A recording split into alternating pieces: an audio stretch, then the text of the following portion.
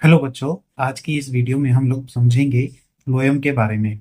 अभी तक के हमने रिसेंट के पार्ट में हमने जाइलम समझ लिया था। और अब हम फ्लोएम के बारे में समझेंगे कि फ्लोएम के अंदर ट्रांसलोकेशन कैसे होता है। ठीक है, तो शुरू करते हैं फ्लोएम के साथ। तो फ्लोएम जो होते हैं उसके अंदर बाय डायरेक्शनल फ्लो होता है बेसिकली बच्चों। और इसके ये एक टाइप का कॉम्प्लेक्स प्लांट टिश्यू है। इसके अंदर बच्चों एटीपी की रिक्वायरमेंट होती है, तो इसके अंदर एक्टिव प्रोसेस होती है आपकी मूवमेंट ऑफ फूड की। तो इसके अंदर बेसिकली बच्चों चार चीजें होती हैं जो कि चार टाइप के टिश्यूज होते हैं।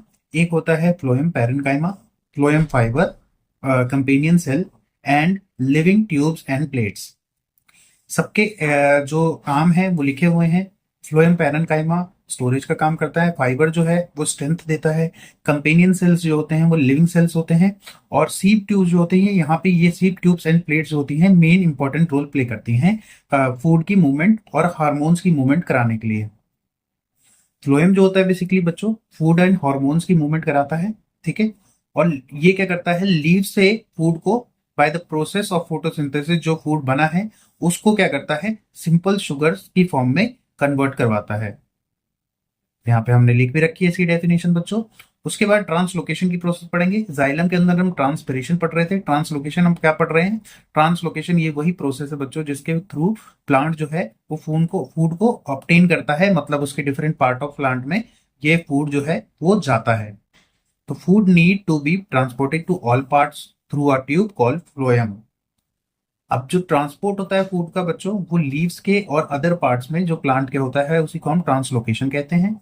और जो मूवमेंट होती है फूड की मटेरियल की, हॉर्मोन्स और हॉर्मोन्स, फूड मटेरियल और हॉर्मोन्स की, वो फ्लोएम के ऊपर डिपेंड करती है। और उस फ्लोएम के अंदर भी कौन मेन जो लिविंग सेल है, सीव ट्यूब, उसके ऊपर डिपेंड करती है।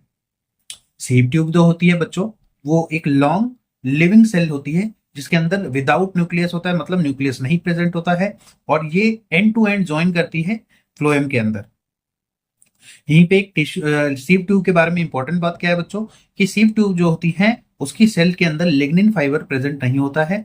और लिग्निन हमने इससे पहले जाइलम में पढ़ा था कि जहां पे लिग्निन प्रेजेंट होता है वो हमें क्या प्रोवाइड करता है, स्ट्रेंथ एंड इलास्टिसिटी प्रोवाइड करता है। तो यहाँ पे लिग्निन फाइबर प्रेजेंट नहीं है, तो इसीलिए इसकी सेल्स जो होती हैं ज्यादा इलास्टिक या ज्यादा रिजिड नहीं होती हैं।